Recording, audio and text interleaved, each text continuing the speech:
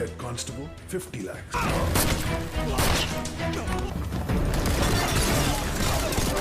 Bada.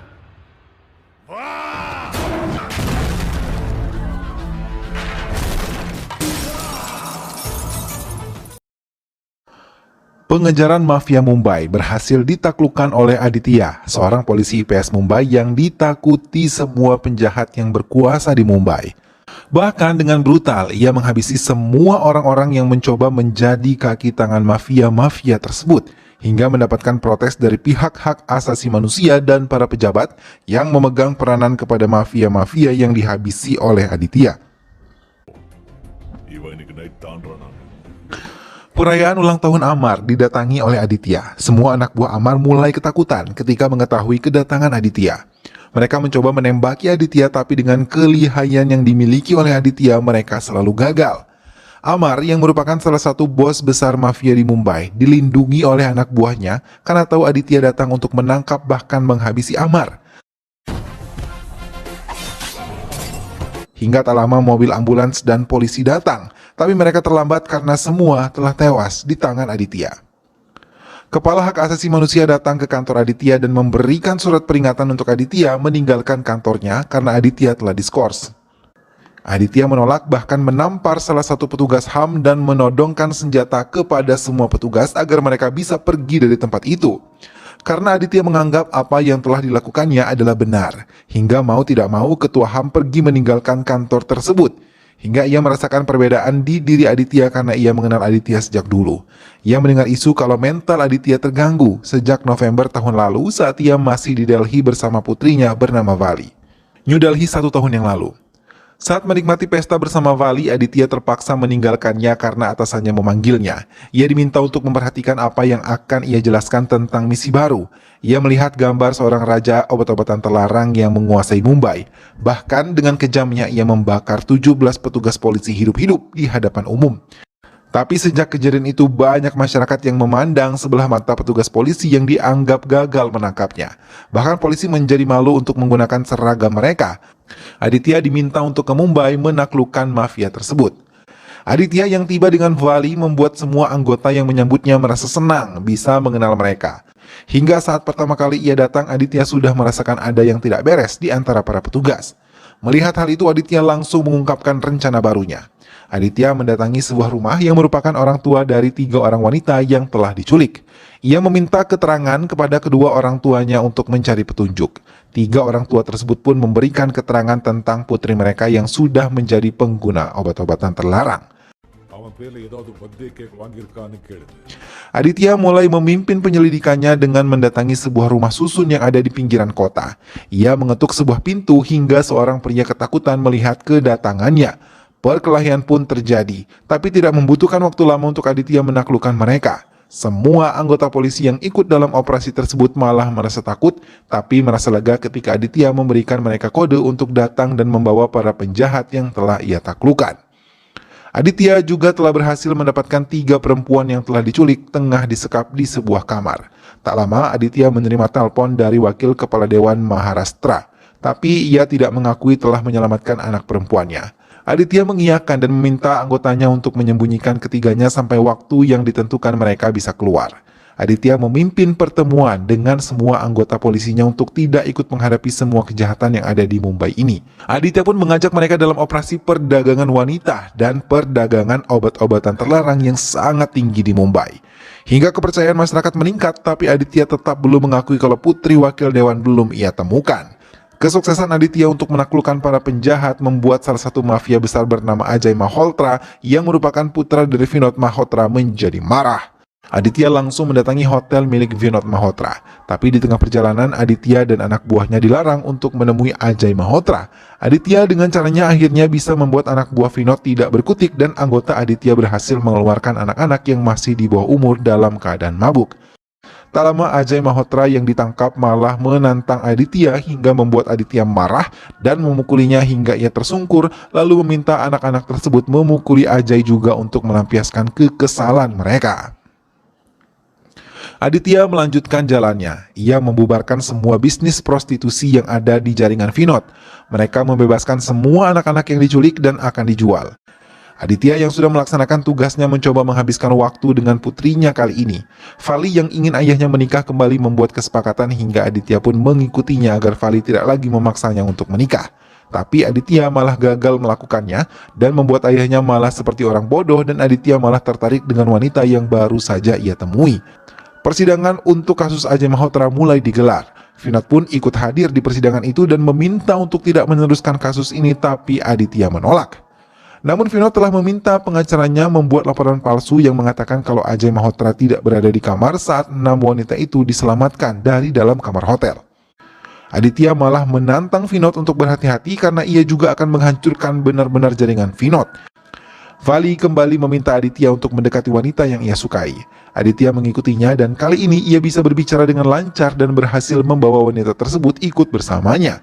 Tapi karena merasa terganggu, wanita tersebut meminta bantuan beberapa preman untuk bisa mengusir Aditya. Tanpa membuang waktu, Aditya langsung pergi meninggalkan wanita tersebut dan melanjutkan perjalanan menemui putrinya kembali. Tapi di tengah perjalanan, petugasnya menghentikan mobil yang telah ia kendarai. Mereka menjelaskan sesuatu dan dengan cepat Aditya ikut ke mobil mereka dan menuju rumah Maharashtra. Ia sangat terkejut ketika melihat salah satu putri Maharashtra sudah tidak bernyawa dalam keadaan kecanduan obat-obatan terlarang. Petugas menjelaskan bagaimana korban meregang nyawa, hingga mereka menjelaskan bagaimana tindakan pecandu bisa nekat bila tidak mendapatkan obat-obatan terlarang yang mereka butuhkan. Aditya mencoba mencari tahu korban-korban pecandu yang bisa ia selamatkan. Aditya tahu para pecandu telah mendapatkan obat-obatan terlarang karena Ajay yang merupakan bandar terbesar di Mumbai tengah meringkuk di penjara. Ia tidak ingin Ajay keluar dari penjara hingga persidangan yang telah digelar memutuskan Ajay Malhotra telah dikenakan hukuman seumur hidup penjara. Aditya merasa senang dan berjanji akan meningkatkan kualitas kerjanya. Wanita yang belum ia ketahui namanya itu pun terkejut melihat Aditya ada di ruangan itu, hingga ia memutuskan untuk mencabut laporannya. Karena ia merasa risih bertemu kembali dengan Aditya, tapi Aditya berusaha untuk membuat wanita itu berada terus di ruangannya. Hingga usahanya berhasil, wanita tersebut akhirnya mengakui bernama Lily dan kagum atas pemberitaan tentang Aditya, tapi ia tidak tahu kalau pria yang sering ia temui adalah Aditya. Mendengar hal itu, Aditya merasa senang dan merasa ia akan berhasil mendapatkan hati Lily. Terlebih ketika Lily mengajaknya menikmati kopi bersama sambil berbincang. Aditya tertawa bahagia dan yakin Vali akan bahagia mendengar semuanya. Ia juga mengajak serta Vali untuk bertemu Lily di kedai kopi yang dijanjikan. Vali hanya mengamati dari jauh perbincangan ayahnya dengan Lily. Ia merasa bahagia melihat senyum ayahnya yang selama ini belum pernah ia lihat selepas itu. Vali bahkan banyak mengajari ayahnya untuk bisa mendapatkan hati Lily sampai Lily bisa menerima Vali sebagai putri Aditya. Aditya mengunjungi penjara di mana Ajay berada. Semua petugas menyambutnya, tapi ia terkejut ketika melihat pemuda di dalam bilik tersebut bukanlah Ajay Malhotra. Aditya mencari tahu kemana perginya Ajay. Ia mengumpulkan semua anggotanya dan tidak ingin media mengetahui semua ini. Aditya mengadukan kepada semua pejabat berwenang dan mengatakan kalau Ajay ditukar dan telah melarikan diri. Tapi mereka terkejut ketika melihat pemuda yang di dalam bilik tersebut adalah Ajay.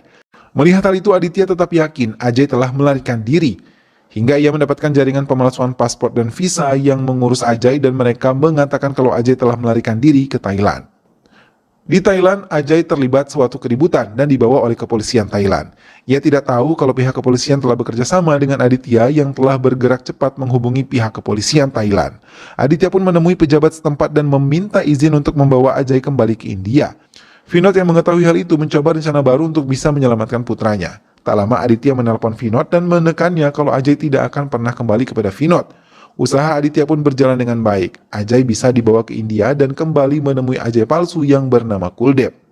Ia terkejut karena Aditya menelanjangi kesalahan dirinya. Tapi ia malah menantang Aditya hingga 2 peluru mendarat ke tubuh Kuldeep hingga ia tewas. Berita itu pun sampai ke Vinod dan hal itu benar-benar membuat Vinod murka dan mencari semua kaki tangannya untuk menyelesaikan masalahnya itu. Tapi tanpa sepengetahuan Aditya, anak buah Ajay berhasil membawa Ajay menggunakan jet pribadi dan mengirimkannya pulang. Tapi Aditya kembali berhasil mendapatkannya, dan kali ini ia meminta anggotanya menembak mati Ajay yang telah mereka dapatkan di bilik penjara dengan 2 peluru di dadanya. Mendengar kabar tersebut, Aditya merasa senang dan mayat Ajay mulai dikeluarkan dari dalam penjara dan dikirim ke kediaman Vinod. Setelah kedatangan Ajay ke kediamannya, Vinod mengatakan kepada salah satu orang kepercayaannya kalau Ajay bukanlah putra kandungnya. Ia adalah putra dari Hari Haran Kopra yang telah membakar polisi hidup-hidup di Boari Valley dan luput 27 tahun yang lalu. Ia juga merupakan pewaris kerajaan obat-obatan terlarang yang ditunjuk oleh ketua jaringannya. Hari Kopra yang tahu putranya telah dihabisi oleh polisi Mumbai mulai mencari tahu tentang Aditya dan berita kematian putranya. Tak lama Lily menelpon Aditya yang mengajaknya untuk menghadiri pernikahan salah satu rekannya. Vali memberi lampu hijau untuk ayahnya menikmati kebersamaan mereka. Tak lama Aditya pergi, Vinod menelpon dan Vali menerima panggilan tersebut. Vinod berpesan untuk memberitahu Aditya kalau dirinya dalam bahaya dan meminta Aditya menghubunginya. Aditya disambut bahagia oleh keluarga Lily yang tengah berkumpul. Aditya merasa gugup ketika menghadapi mereka. Tapi Aditya mencoba membuang rasa gugupnya dan menikmati kebersamaan dengan keluarga Lily. Namun setelah pertemuan itu Aditya merasa kalau keluarganya tidak bisa menerima Aditya sebagai pasangannya. Terlebih ketika tahu Aditya memiliki seorang anak perempuan yang usianya tidak jauh dengan Lily. Bahkan keluarga Lily takut ketika Lily harus berdampingan dengan polisi IPS yang terlalu dekat dengan maut. Raut kekecewaan nampak di wajah Aditya, tapi ia berusaha untuk menutupinya ketika Vali datang. Vali yang tidak sengaja mencuri dengar semua perkataan kerabat Lily langsung memeluknya sambil meminta maaf kepada ayahnya. Hari Kopra telah tiba di Mumbai dan langsung menemui Vinod yang telah menunggunya. Ia meminta penjelasan tentang kematian Ajay. Melihat kemarahan Kopra, Vinod ketakutan dan meminta maaf kepadanya. Tapi Hari Kopra malah mengeluarkan sebuah senjata yang siap digunakan untuk menghabisi. Hingga satu kesempatan Vinod pun ditikamnya dengan menggunakan senjata tersebut hingga Vinod benar-benar tidak berdaya. Aditya sengaja mengajak Vali singgah ke sebuah stasiun dan memperhatikan keadaan sekitar. Hingga tak lama beberapa orang bersenjata lengkap datang mendekati Vali dan juga Aditya. Tapi untuk melindungi putrinya, Aditya telah sigap dan mampu mengatasi mereka tanpa beranjak dari tempat duduknya. Vali yang sudah biasa melihat kemampuan ayahnya melindungi dirinya hanya duduk dan mengamati pergerakan musuh-musuh ayahnya. Di tengah perjalanan, Vali mengatakan kalau ia mendapatkan telepon yang mengatakan Vinod Malhotra dalam bahaya. Aditya terdiam dan memperhatikan keadaan sekitarnya hingga tiba-tiba sebuah truk menabrak taksi yang ia tumpangi hingga taksi tersebut terguling dan membuat Vali bersama Aditya tidak sadarkan diri. Mereka langsung dibawa ke rumah sakit. Tapi Vali yang sudah sadar membuat perawat terkejut karena melihat tetesan darah dari telinga hingga Vali langsung dilakukan pemeriksaan serius. Dokter terkejut mengetahui ada pendarahan di dalam otak Vali. Sementara Aditya dikabari kalau ia mungkin akan sadar dalam 5 jam lagi. Ia juga membicarakan tentang kesehatan Vali yang memiliki kebocoran otak di 3 tempat dan Vali mungkin akan bertahan hidup hanya dalam waktu 2 jam saja. Vali mendekati ayahnya dan menangis di sampingnya sambil terus memegang tangan ayahnya. Ia memutuskan untuk tidur bersama ayahnya sambil terus memeluknya. Tak lama Lily tiba ke rumah sakit dan melihat keadaan Aditya. Ia menangis ketika melihat Vali sudah meninggal dunia. Aditya yang baru saja sadar mengamuk di dalam ruang rawat dan langsung mengendari mobilnya mendatangi kantor Vinod. Tapi ia terkejut ketika tahu kenyataannya kalau Vinod telah meninggal dunia juga. Lily berusaha mendekati Aditya dan mencoba membuatnya luluh agar mau beristirahat karena telah beberapa hari ia bekerja tanpa istirahat cukup. Ia pun meminta maaf kepada anak buahnya dan meminta mereka untuk kembali ke rumah mereka, tapi mereka menolak bila Aditya tidak kembali ke rumahnya. Namun tiba-tiba mereka diserang hingga salah satu petugas terkena 1 peluru. Baku tembak pun terjadi. Lily langsung disembunyikan agar tidak terkena peluru nyasar dari mereka. Tak lama penyerang Aditya melarikan diri dan Aditya dengan cepat memanggil ambulans untuk bisa membawa anak buahnya yang terluka. Penyerangan tersebut menjadi berita yang membuat mereka terdiam dan membuat Aditya lebih memikirkan cara untuk menangkap pelaku penyerangan mereka. Tapi tiba-tiba seorang petugas dari hak asasi manusia datang dan menyerahkan surat skors Aditya. Semua barang milik Aditya dikeluarkan dari rumah lamanya. Aditya terdiam dan kembali masuk ke rumahnya untuk memandang foto Vali. Hingga matanya melihat handphone milik Vali dan mengaktifkannya kembali. Ia melihat video yang direkam sendiri oleh Vali. Air mata Aditya kembali tumpah. Dalam videonya itu ia kembali mengatakan kalau Vinod Malhotra pernah menelponnya dan mengatakan hidupnya dalam bahaya. Begitu juga kehidupan Aditya dan juga Vali. Tapi Vali tidak percaya hingga ia tidak menceritakan semuanya. Hingga serangan yang telah mereka alami membuatnya sadar kalau peringatan Vinod tersebut nyata dan ia mengatakan kalau kematiannya bukan disebabkan oleh Vinod. Ia juga mengatakan pembunuh Vinod adalah penyebab kematiannya juga. Aditya menangis melihat kesakitan yang dirasakan oleh Vali. Tapi ia kembali terdiam mencoba memikirkan lebih jernih apa yang dikatakan oleh Vali. Ia menggunakan kembali seragamnya dan membuat semua anak buahnya senang. Ia menemui komisaris dan tidak peduli larangannya menggunakan seragam miliknya. Ia meminta kesempatan untuk bisa membuktikan dan menangkap dalang dari semua kekacauan yang terjadi di Mumbai ini. Komisaris mengiyakan apa yang diinginkan oleh Aditya karena ia tahu bagaimana sikap Aditya bila ia menentangnya. Aditya mulai memperbaiki dirinya dan melatih dirinya untuk memulai peperangannya. Ia mengingat benar perkataan putrinya yang menghabisi Vinod pasti yang menyebabkan kecelakaan mereka terjadi. Kemudian ia menyelidiki secara detail tentang Vinod, akhirnya menemukan jalan kalau Ajay bukanlah anak kandung Vinod Malhotra. Hingga akhirnya ia menemukan nama Hari Kopra. Aditya terdiam dan teringat tentang tugas utamanya menangkap Hari Kopra yang telah membakar banyak petugas 27 tahun yang lalu. Genderang perang mulai ditabuh. Aditya mengumumkan ia mencari keberadaan Hari Kopra. Ia meminta bantuan dari semua negara untuk menangkap Hari Kopra, bisa ia melarikan diri ke negara-negara tetangga. Semua kepala kepolisian negara tetangga bersedia membantu Aditya dan akan memberikan kerjasama yang terbaik untuk Aditya. Hari Kopra sendiri yang tahu rencana Aditya menertawakannya karena dinilai ia terlalu percaya diri. Penyerangan langsung dilakukan secara terang-terangan oleh anak buah Hari Kopra untuk semua polisi yang bertugas. Bahkan ia meminta anak buahnya menyerang dan merampok semua keluarga pejabat yang ada di Mumbai. Kekacauan benar-benar mengacaukan Mumbai. Banyak yang menjadi korban akibat kejahatan yang dilakukan oleh Hari Kopra. Kematian polisi semakin bertambah jumlahnya. Rencana Hari Kopra benar-benar membuat polisi takut memakai seragam mereka karena pembunuhan secara brutal tengah terjadi.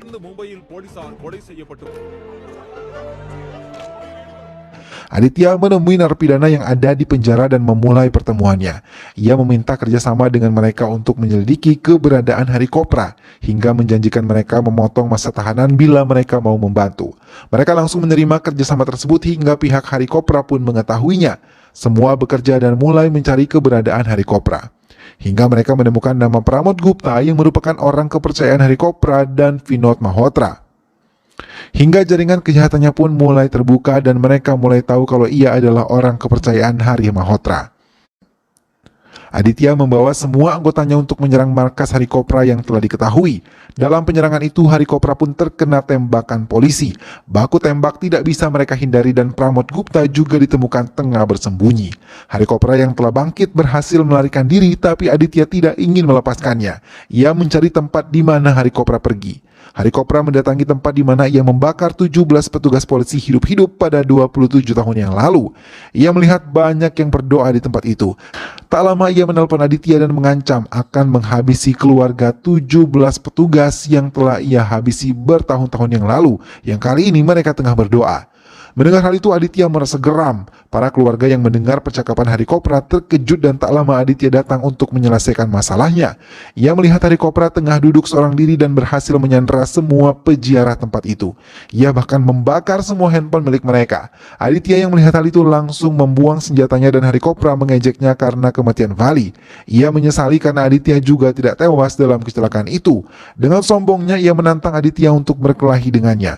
Tanpa membuang waktu, Aditya langsung menyerangnya dan berhasil membuat Hari tersungkur berulang-ulang kali.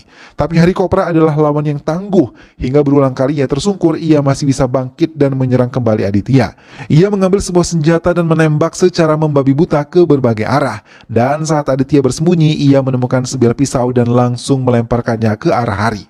Pisau tersebut menancap tepat di leher Hari Kopra, tapi ia masih bertahan hidup. Aditya mendekatinya dan menarik pisau yang menancap tadi, kemudian menikamkannya ke beberapa bagian tubuh Hari.